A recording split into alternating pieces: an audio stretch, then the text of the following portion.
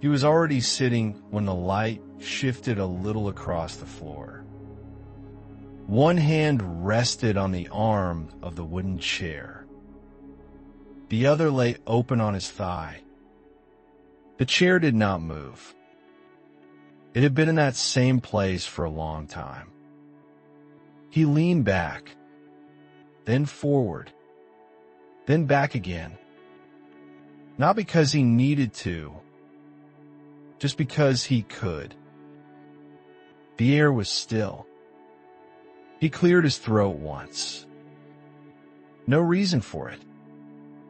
Just a small sound to confirm that something in the room responded. The chair held him the way it always did. Firm. Familiar. Neither soft nor hard. It did not welcome him. It did not resist him. He adjusted his weight slightly to the left, then back to the center.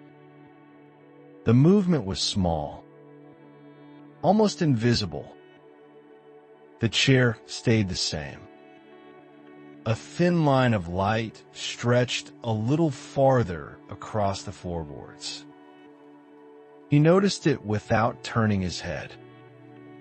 His fingers tapped twice on the wood, then stopped. He waited, not for anything specific. His breathing found a rhythm that matched nothing but itself. Slow in, slow out, a pause in between. The chair made a faint sound when he shifted again. A dry, quiet creak. It was not new. It had sounded like that yesterday, and the day before. He looked straight ahead.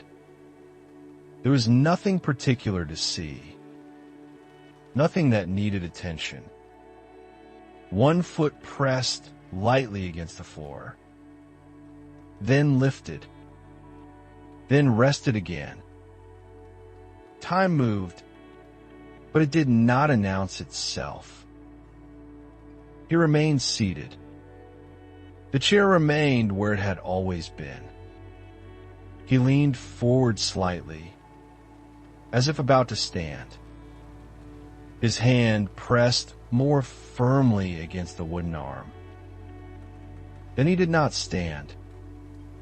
He settled back again, almost carefully, as if returning something to its original position. The light continued to shift. He stayed. He began the day the same way he always did. He stood from the wooden chair slowly, not because it was difficult, but because standing fast felt unnecessary. His hand pressed against the armrest first. A brief pause. Then his weight lifted. The chair remained behind him, angled slightly toward the window. He walked a short distance, stopped, returned, not for anything he had forgotten, just to look at the chair again, to see it from where he had just been standing. It looked the same. By midday, he sat down again, not all at once. He lowered himself carefully, adjusting the chair by a fraction of an inch with his heel before committing his full weight. The legs scraped softly against the floor, a small sound that belonged to the room. He placed both hands on the armrests, then removed one, then placed it back. He leaned forward, rested his elbows on his knees, counted a few breaths without meaning to count. Outside, something shifted, a faint breeze perhaps. The light thinned and thickened along the floor. He did not follow it with his eyes. He simply knew it was happening. He stood again in the afternoon. This time more quickly, almost abruptly, as if remembering something. But there was nothing to remember. His body moved, then slowed, and stopped beside the chair. He looked down at it. He turned it slightly, no more than a hand's width, enough to change the angle toward the window, not enough to change the room. He left it that way for a while. Later, he turned it back. Evening arrived without drama. The air cooled a little. He lowered himself into the chair one last time. His back met the wood. His hands settled where they always did. The chair did not adjust to him. It did not need to. He sat until the light faded from the floor. By the third morning, he did not sit right away. The chair stood where it always had, facing slightly toward the window, the angle he had returned it to the night before. He walked past it once. His hand brushed the backrest without stopping. The wood felt cool, familiar, nothing new. He continued across the room, stood still for a moment, then turned back. The chair had not moved. He remained standing beside it longer than usual. His fingers hovered near the armrest, but did not settle. His body leaned forward slightly, then corrected itself. He looked at the space where he normally placed his feet. The floorboards were the same.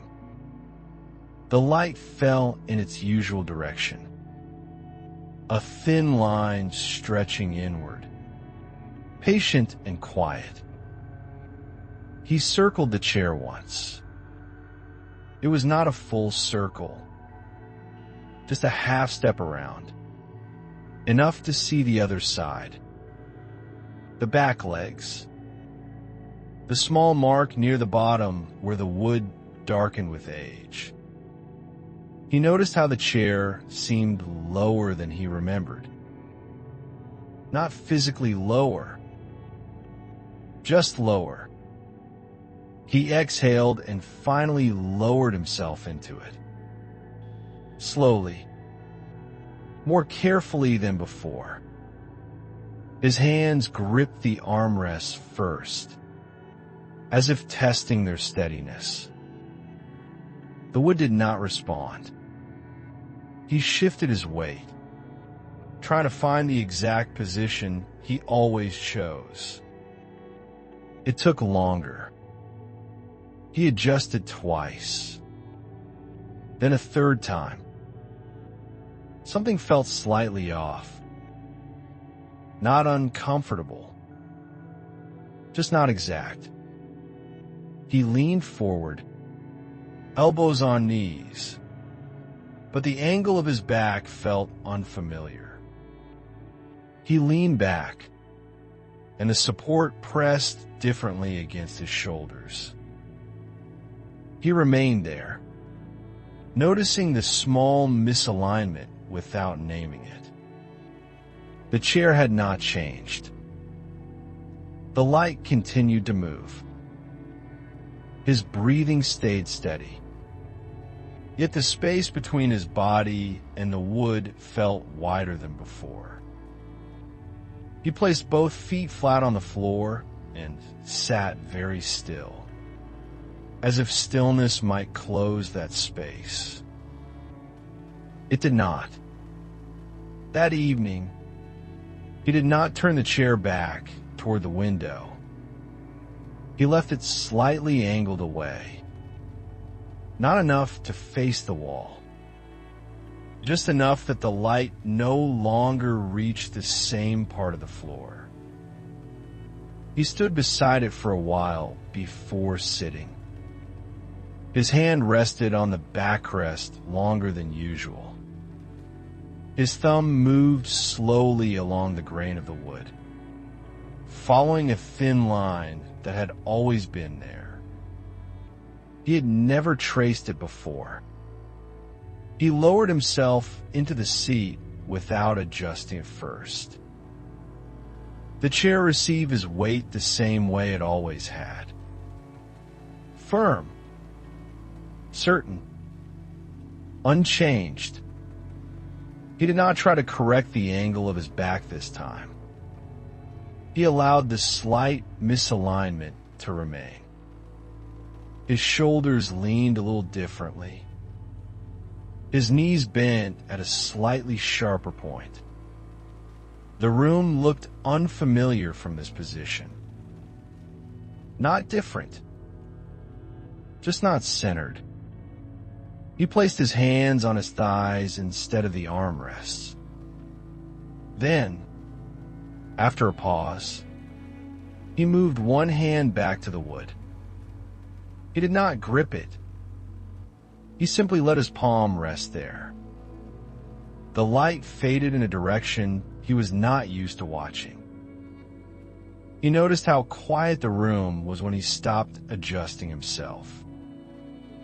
No scraping of legs against the floor. No small corrections. No careful shifts. He remained still long enough for the stillness to settle around him. The space between his body and the chair no longer asked to be closed. It remained, but it no longer resisted him. He leaned forward once, as if preparing to stand. His hand pressed lightly against the armrest. Then he released it.